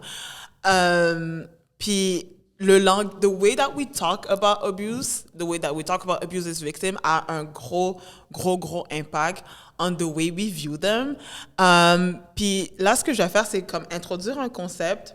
Le concept s'appelle la fenêtre d'Overton. Est-ce que ça se dit? Yeah. It's the overton window, yeah. Overton window. Puis je vais vous expliquer c'est quoi and like how we see it like on specifically social media. Fait que je vais vraiment lire la définition. Fait que la fenêtre d'Overton, allégorie qui situe l'ensemble des idées, opinions ou pratiques considérées comme plus ou moins acceptables dans l'opinion publique d'une société. Donc, le terme est dérivé du nom de son concepteur, Joseph P. Overton, un ancien vice-président d'une compagnie qui s'appelle Center for Public Policy, qui, dans la description de sa fenêtre, affirme que la viabilité politique d'unité dépend principalement du fait qu'elle se situe dans la fenêtre plutôt que des préférences individuelles des personnalités politiques. I feel like people didn't understand what I just said. Moi, j'ai pas compris par je vais j'ai réexpliqué dans mes mots. Là, il faut voir ça comme ça. OK, la fenêtre d'Overton, c'est un range. C'est comme un range c'est le range qui est acceptable dans l'opinion publique. Fait que c'est un range, on va dire que c'est comme une fenêtre, legit, une fenêtre. Si tu veux parler de quelque chose, si tu as une idée, une opinion qui rentre dans la fenêtre sans causer du public outrage, c'est chill. Fait que c'est vraiment tout ce qui est chill de dire sans que tu sois cancel, basically. C'est exactement ça. C'est qu'est-ce que tu peux dire qui va être correct. Puis ça, dans le fond, c'est comme une tactique. Ce qu'ils expliquent, dans ma définition, ce que j'essaie d'expliquer, c'est que comme c'est une tactique politique pour pas que comme tu sois vu comme un extrémiste ou vu comme quelqu'un qui est delusional. Tu dois lancer des idées, avoir des projets qui rentrent dans cette fenêtre, justement, pour pas que tu sois disqualifié quand on parle de comme politique. The thing with that window, fait qu'on appelle ça the Overton window. L'affaire avec la fenêtre, c'est que on peut l'élargir. C'est une fenêtre qui peut s'élargir. Dans le fond, c'est qu'on peut élargir le range qui est jugé acceptable, les idées qui sont jugées acceptables de parler. Puis comment on fait ça? C'est en disant des trucs extrémistes sur l'Internet. So, when we talk about the perfect example, c'est vraiment les misogynistic podcasts. C'est les Kevin Samuel, c'est les Andrew Tate. Ces gens-là existent pour choquer les gens. Fait que quand tu entends quelque chose que Andrew Tate dit qui est vraiment extrémiste, c'est juste comme, wow, this is a lot. Puis ça crée beaucoup de comme outrage, de public debate, de comme quête, OK, est-ce qu'on devrait le bannir ou non? Tu sais, les gens étaient comme, il faut le bannir. Il était en TikTok, il était en YouTube, il était comme on Instagram, every platform, il était comme, non, ces idées sont trop radicales. But, qu'est-ce que ça fait, ce genre de choses-là? C'est que, parce qu'il est tellement radical, parce que ce qu'il dit est tellement comme out of like notre conception de genre ce qui est acceptable, quelqu'un qui dit la même chose que Andrew Tate, mais juste like, comme un peu moins intense. T'es comme, c'est chill. T'es comme, it's not that bad, comme parce que j'ai entendu pire. Fait que ce que ces gens-là comme font, c'est toujours en créant, en choquant, c'est que des idéologies qui sont pareilles, juste peut-être avec un peu moins pire, avec une variable de moins, genre on est comme, hey non mais let's talk about this, parce que dans le fond genre ça fait du sens. On peut être comme dans le fond comme like this works. Puis c'est pour ça que these people, tu vas voir que comme they're seen as comme des génies, puis ils avaient this big following parce que c'est comme you're breaking the norm, mais tu élargis comme le genre les trucs que c'est acceptable à dire ou non, like ils sont des légendes, soit que les comme Kevin Samuel who's not here anymore, I think vraiment comme ces gens-là. Ils avaient un gros following parce que les gens sont comme oh shit, c'est comme tu pousses justement this window. The only good thing with that, c'est que on peut faire l'inverse dans le sens que on peut élargir the window de l'autre côté. Comme if I say abolish the police, les gens vont être comme oh comme t'abuses, genre. What are you talking about? Mais si je dis comme abolir la police, and then on parle de définancement de la police, t'es comme, it's not that bad. Comme ça marche vraiment comme des deux bords. Ouais. Mais what we witness on social media, justement, with the rise of like misogynistic podcasts, c'est que maintenant, any take qui est comme misogyne, qui est sexiste, whatever, les gens sont comme, it's not that bad. Parce qu'on a tellement entendu de choses, surtout dans les 2 dernières années, like since the pandemic, on a tellement entendu de conneries que it's just like, oh ouais, non, ça, c'est pas si pire. Like, ça, it's debatable. All you need to do is tone it down one notch. One notch. And you're safe. Yeah. Puis c'est pour ça que comme, people spewing these types of rhetorics that are incredibly harmful, but because we've heard a little bit worse, it passes through. It desensitizes us to hearing violence on social media. Comme, yo, j'entends des takes, bro, dans des podcasts, comme dans vos podcasts, là, like some crazy shit. Some crazy shit that a few years ago, it would have like, ça aurait pas passé. Ça aurait vraiment pas passé. But because of the Andrew Tates, because of the Kevin Samuels that are flat out condoning the most violent acts against women, you could say something a little bit less harmful. You can even quote Andrew Tate on your podcast and be like, and it's cool. It's cool parce que c'est genre comme, ah non, mais c'est pas le même take. C'est le même take. Mais c'est comme, when we play, quand on joue à ça, qu'est-ce qu'on fait? C'est vraiment élargir la fenêtre. And we saw it non, là, j'allais dire this week. J'allais dire this week, mais c'est pas, it's not this week, mais c'est genre, parce que ça va sortir après. Ouais. Anyway. Mais quand il y a eu le statement avec le ministre de l'immigration qui a dit 80% des immigrants parlent pas français, yada yada, puis ils vont à Montréal, puis they don't work. Ça crée un public outrage parce qu'on sait ça se dit pas, hein, c'est pas quelque chose que tu devrais dire publiquement. But qu'est-ce que ça fait après, c'est que any racist shit qui est un petit peu moins raciste, qui est formulé d'une différente façon, it works. Ça comme je pense que we kind of got it, que comme il y a des gens qui disent des trucs for outrage, for clicks and everything, mais je trouve que cette perspective est vraiment importante de comprendre, c'est que le plus qu'on entend des trucs outrageous, le plus qu'on est insensitized, puis le plus aussi, là ça devient que genre, any take qui est, comme on a dit, un nudge en dessous de ça, c'est chill. Ouais, and we classify it under freedom of speech. Like, okay, je peux dire ce que je veux, but what you're saying is violence. Like, there's a lot of people on social media. First of all, moi là, I've blocked so many people on social media when I see some bullshit like that. Like, but there's a lot of takes on social media that I see from specific people, from people that speak publicly, whether it's through YouTube videos or through podcasts or just through tweets or just through posts that spew very violent rhetorics, but just tone it down just a little bit. But there's a couple people that if I hear some shit, like this person abused a woman, je vais pas être choquée, puis je trouve que the general public va pas être choqué non plus. So I feel like this is just, we're creating a pathway for this type of behavior to eventually happen, to eventually occur from the statements that we're hearing. It's incredible. Like, moi, je trouve ça fait peur, là, les trucs that some of these people are saying. I think aussi, je pense que there's this misunderstanding où, genre, les gens font exprès, là, que une opinion, c'est une opinion, but it's not. It's really not. Puis ça m'énerve quand vous dites ça. C'est genre, c'est mon opinion. First of all, ton opinion est ass. Deuxièmement, ça contribue toujours à un système d'oppression. Always. We don't say shit, puis ça va in a vacuum, puis que comme it just does not exist, c'est mon opinion. Ça renforce toujours un système d'oppression. Ça renforce toujours une idéologie. Peu importe ce que tu dis, ça renforce quelque chose. And now is it harmful or not? Puis c'est pas parce que c'est genre, ouais, non, mais c'est juste pour moi, je parle pour moi, que it doesn't have an effect on people's lives. It doesn't have an effect on like the way we interact with women, we see women. Puis c'est ça qui est vraiment dérangeant. And then again, quand on arrive à un truc de genre, when we talk about like sexual violence, when we talk about rape, when we talk about like physical abuse, verbal abuse, tout le monde est genre, vous êtes saisis, mais vous m'énervez quand vous faites ça. Vous m'énervez parce que je suis comme, OK, mais genre, ce que vous dites on the weekly basis contribue à ça. It leads to that, actually. It really leads to that. It leads to that. Like, you are part of the problem. You are part of the cause. Like, c'est comme... I remember that tweet.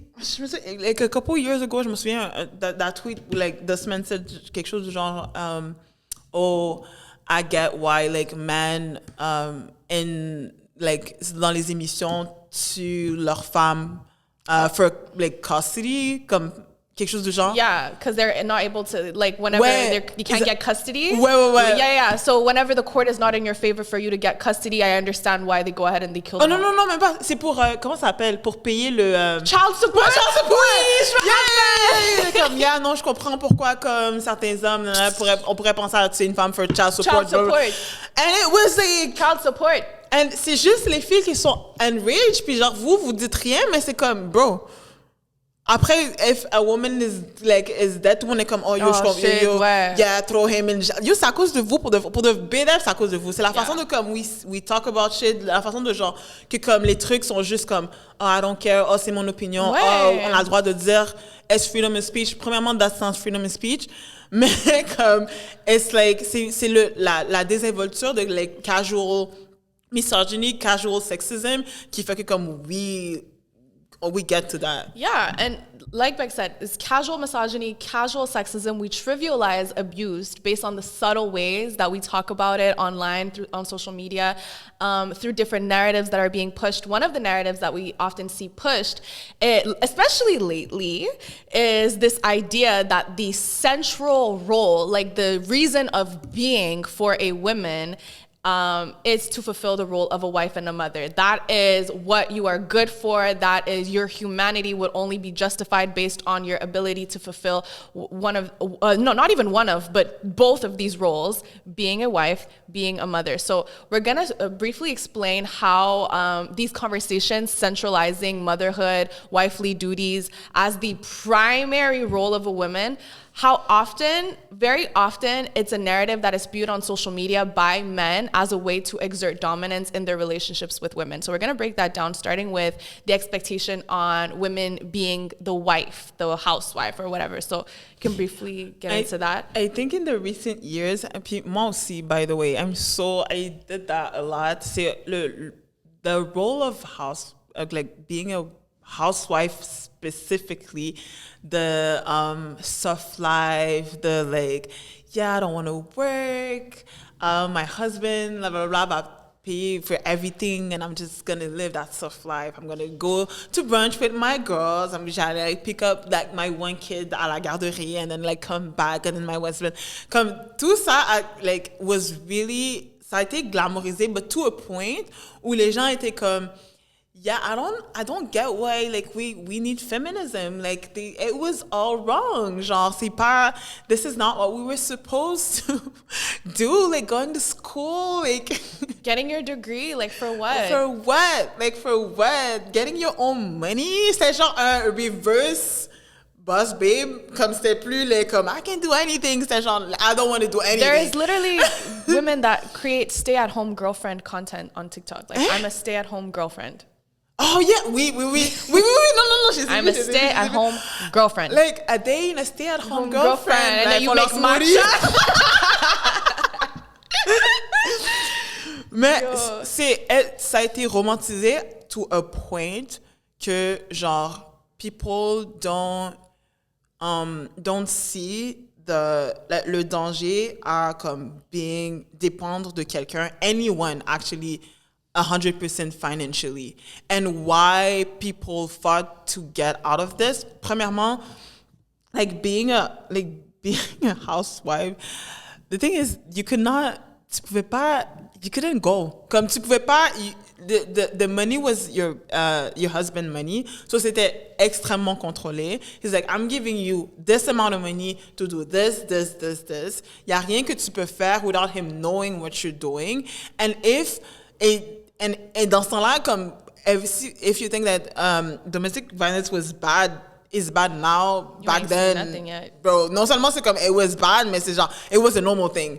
Yeah, of course he beats his wife. That's what we do. Yeah. So c'est genre there was no escape for women. No, il y avait pas de liberté. There was no escape. Tu pouvais pas avoir de crédit. Tu pouvais pas avoir une propriété. You could not have anything.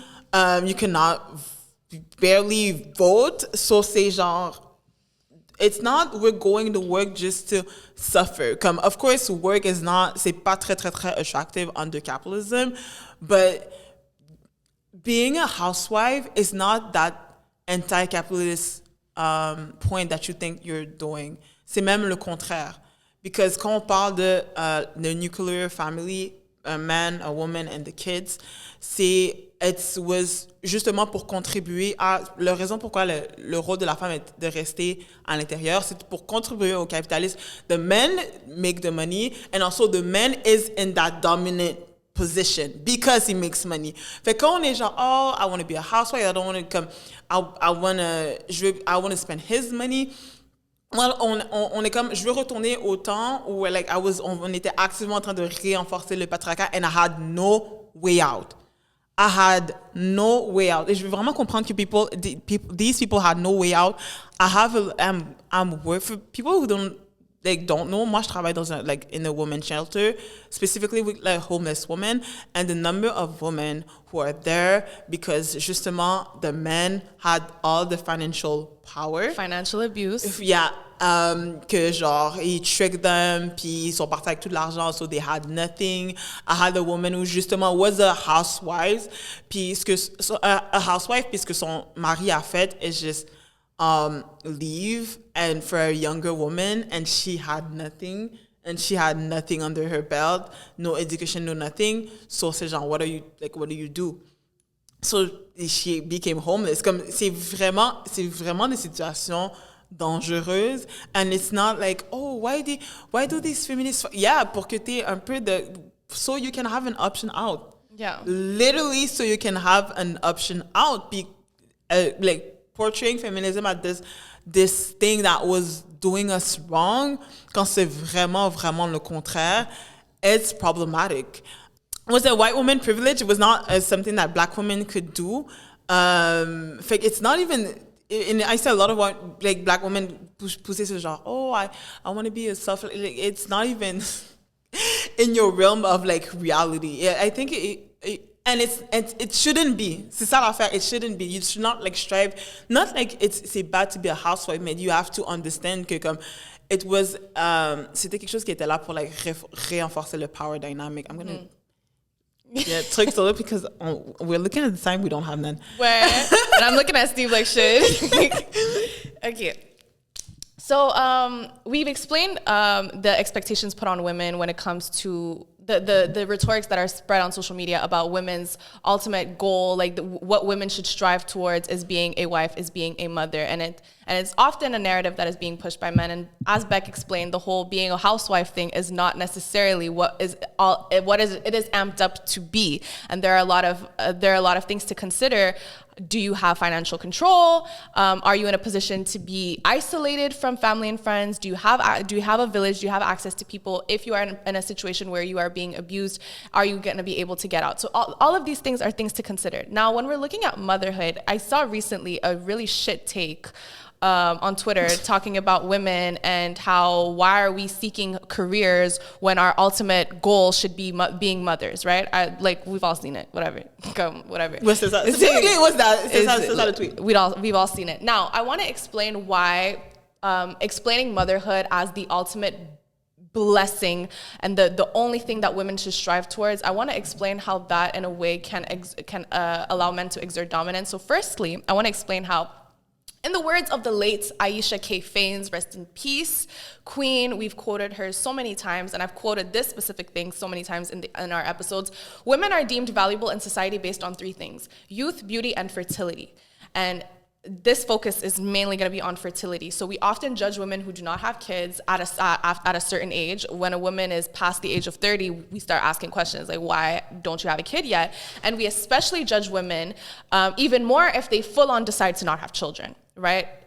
Because motherhood is the way that is presented to us from the moment we step foot on this earth. It's presented to us as the greatest gift of life, the biggest blessing, the best day of your life. It's magical. It is what you should aspire to be from the moment we're kids. In the toy section, we have the baby dolls, we have the mommy kitchen sets, all of that. Now, is motherhood really the best day? Is the day you hold your child for the first time, is that truly the best day of your life? Is motherhood really the greatest gift of life?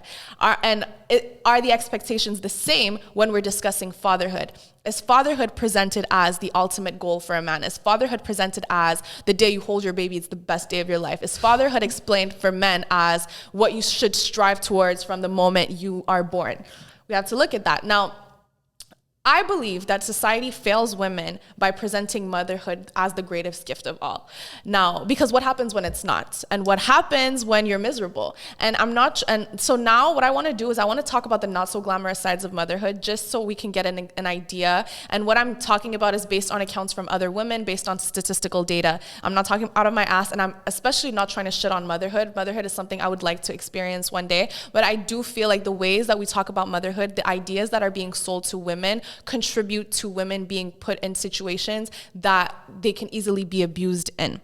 So that's what we're going to talk about. So one of the ways that I feel like that motherhood is not so glamorous is when we're looking at pregnancy in itself. Pregnancy is incredibly high. Pregnancy is something that is incredibly high risk. Ça a l'air horrible. It looks literally. Moi, je suis comme, how do I skip?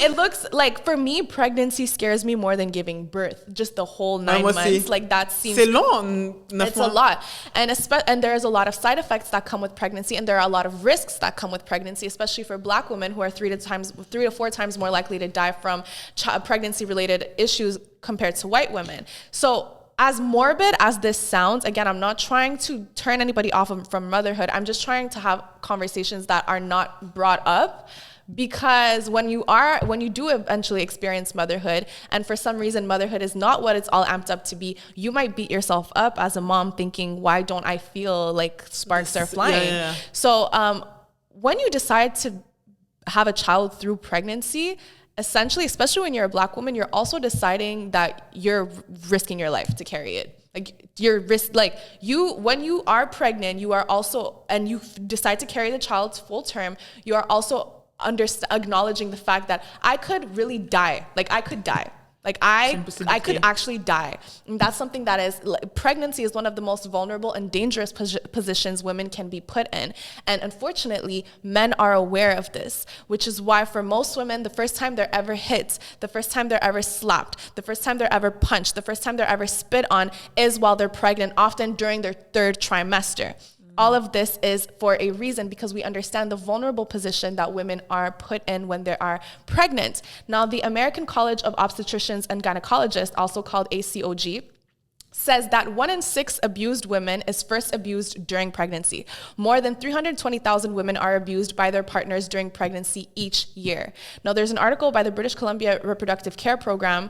It's a 23-page article called Intimate Partner Violence During the Perinatal Period. It states here, violence may begin and or escalate during pregnancy, or it may diminish. Of the Canadian women who reported being abused by a marital partner during pregnancy, 40% said that the abuse began during pregnancy.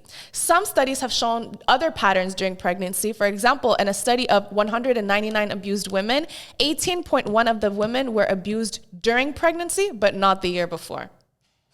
Yes. Yes. So, yeah.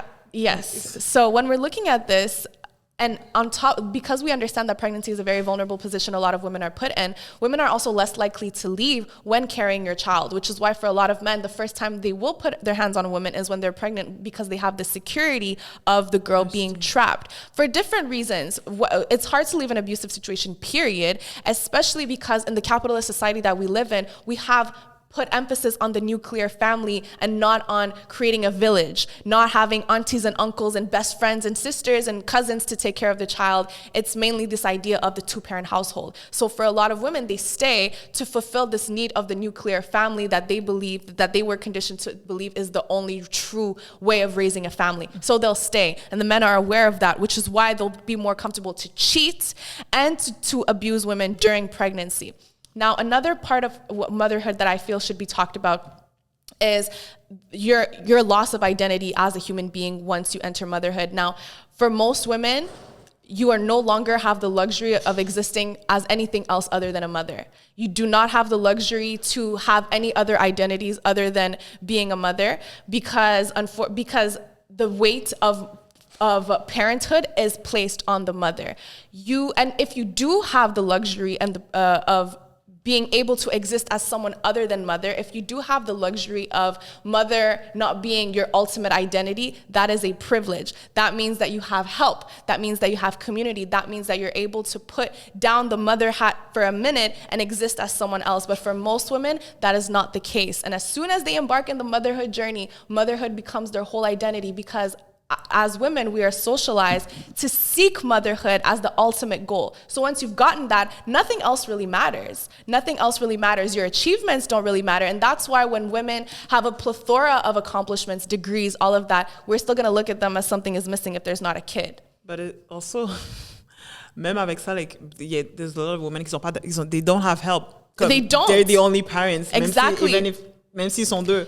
So c'est comme, est-ce que je peux avoir la luxure de vraiment, like, do comme whatever I want? And if we want to look at mothers not having an identity outside of motherhood, let's look at all our mamas. Like, let's be, like, for most of our parents, especially parents of immigrants, do we really know our moms to have hobbies? Do we really know our moms to have, like, little fun outings with their girls? Do we know our moms to have likes and dislikes? I feel like we really just know them as being moms, but we're able to describe our dads, though. Mm-hmm. We're able to tell you what our dads like to do, because most fathers are able to exist outside of the fatherhood role. And if I'm gonna keep it 100, for most fathers, fatherhood is not even the biggest hat they wear, right? C'est même pas top 10. If we're just gonna keep it real, you get to be the cool person, the good worker. You're able to be a fisherman, and you can do this and you can do that. But for women, the main thing that you get to talk about is your children. That's your pride and joy. That is your whole life. For some mothers, some mothers, my mom sometimes she's like, oh, I don't even remember my life before you and your brother. I'm like, girl, I don't see myself living like that. And another thing that we need to look at is the standard for being a good parent is incredibly different for men compared to women. Men can be the most mediocre dad and you win Dad of the Year award. All you need to do is be a little bit present, buy your kids some food, buy them the latest J's.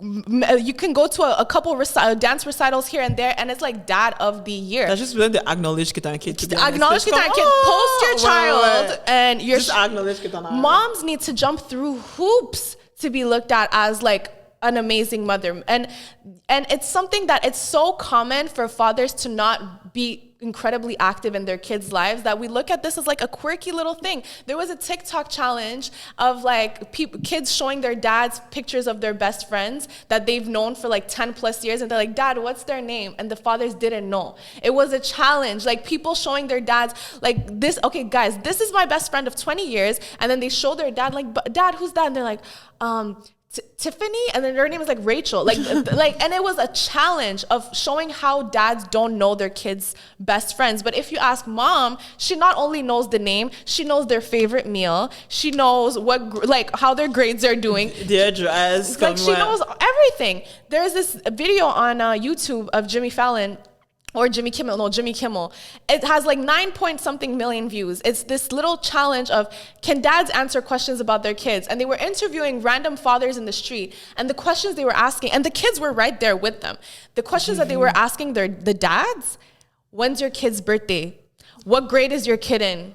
They had no idea. And it was so funny that it had to be its own segment, a video where like people are dying in the comments of like, oh my God, dads are like, these niggas are useless. They're useless. We expect motherhood, we expect the first day that you hold your child to be the best day of a mother's life, but it's fine if the father doesn't even remember what day that was.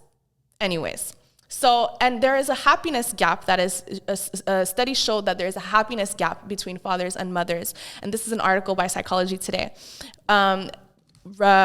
Catherine Nelson Kofi, PhD, stated, when I was pregnant with my first child, a friend of mine mentioned how much work his wife put into caring for their daughter. And listening to him describe the sleepless nights, the effort to breastfeed, and just generally how much time she spent, I said to him, well, that doesn't seem fair. Even though he is a doting father and dedicated partner, his response was, nothing about this is fair.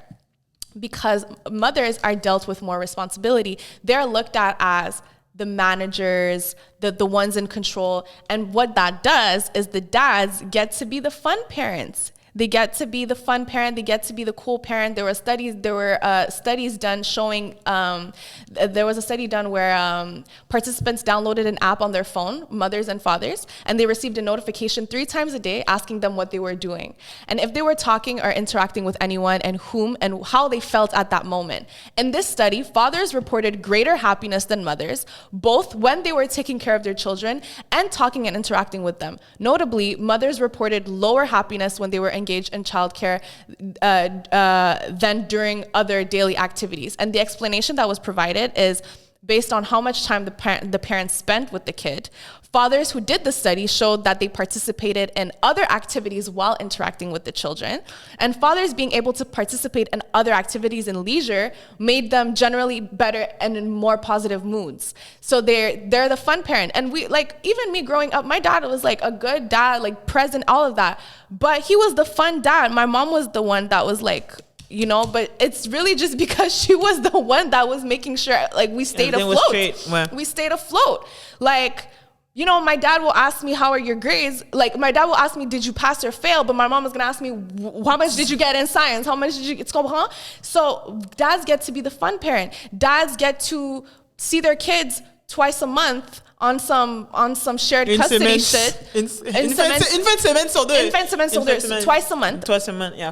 Twice a month, and we're looking at them as like, wow. And then the kid gets to spend time with dad, and he has a blast. Like, I wish you have a blast. Like, he just saw you for the first time this month. Like, obviously, he's had time to live life, be happy, and this is why we often confuse it by saying the dad is the fun parent, the mom. No, the mom is the one that's taking care of everything, organizing, responsibilities, all of that. So because of that, yeah, maybe she's not going to be pleasant every second of the day.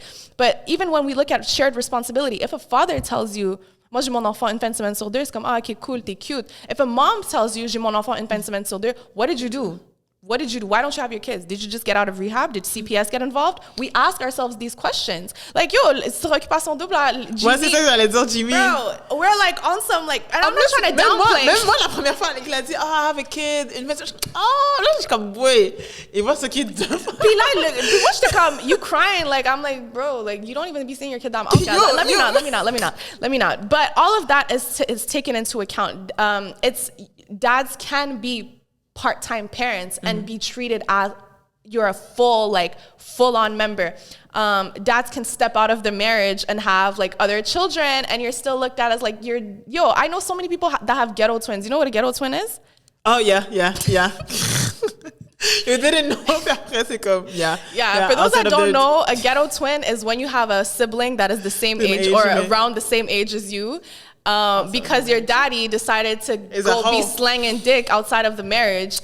I know a lot of people that are like, yo, mes parents sont mariés depuis 40 ans. And I'm like, why are you 25? Your sibling is 25. Y'all don't got the same daddy.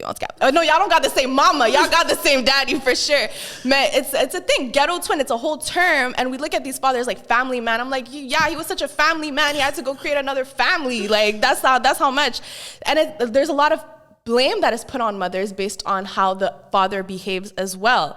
Why could it, like, especially when children grow up with single mothers, there's a lot of resentment oftentimes towards single mothers. Why couldn't you keep dad around? A lot of men have trouble coming to terms with the feelings of rejection. So instead of sitting down with the fact that, like, my dad's a piece of shit, it's easier to just blame mom for why couldn't you keep him? Or why did you choose a piece of shit father? Or what did you do to keep him away? And we start to blame the mom. And then if a mom stays in an abusive relationship with the father, then it's going to be, why did you put your kids through that? Why didn't you just leave? And then she leaves, and then why didn't you choose a better partner? We look at Kanye West, who's been wilding for the last, I don't even know how many years, and we're still blaming Donda's death for his behavior.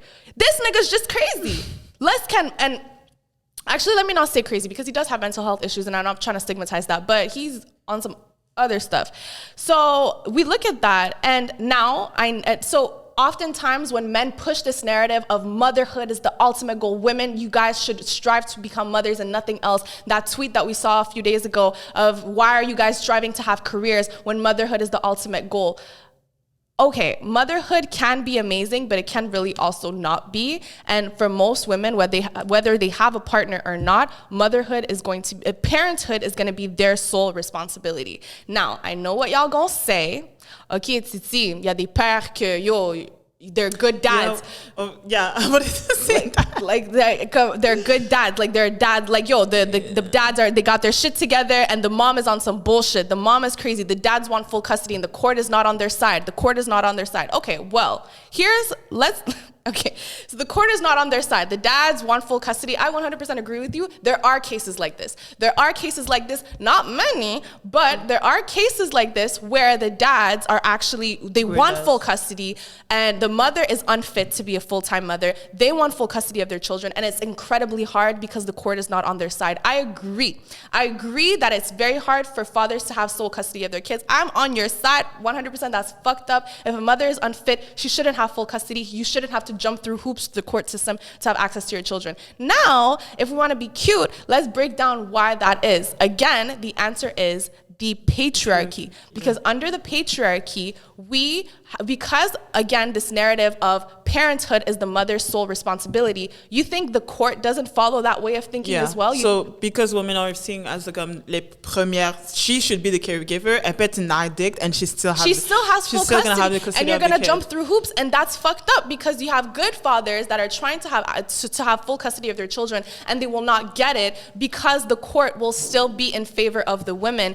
because despite everything, we still assume motherhood to be a woman's main responsibility. So again, the main thing that we need to take from this is that by dismantling the patriarchy, you are also coming to the aid of your brothers that are trying to get full custody of their children, and they can't because the court will still see an unfit mother as more of a parent than you, because we've pushed this narrative that parenthood is a mother's job. So that is to say that. What's the point? I'm like, we're running out of time. Yeah, no, it's so to conclude, so I think quand on a commencé l'épisode, j'ai commencé avec des cas de féminicide de genre qui sont arrivés au Québec. Je répète, on en a eu 11 cette année, puis les derniers ont été vraiment, vraiment, vraiment violents. So kids were involved. Actually, all mothers killed by their partners. Puis la question du début, c'était how did we get there? Puis on a vu les définitions de abuse, how we see victims, how we see abusers, high profile of domestic abuse and how we react to it as a society. We went to the role that are imposed to women, being a mother, being a wife. Et comment ça aussi, it's in pushing that women are still victim of abuse in other ways. And now, the open question, I guess, is not deal with that? How can we be there for the victims? How do we call out abuse? How do we deal with abuse? How do we deal with abusers? Genre, c'est quoi la solution as communities, as a society to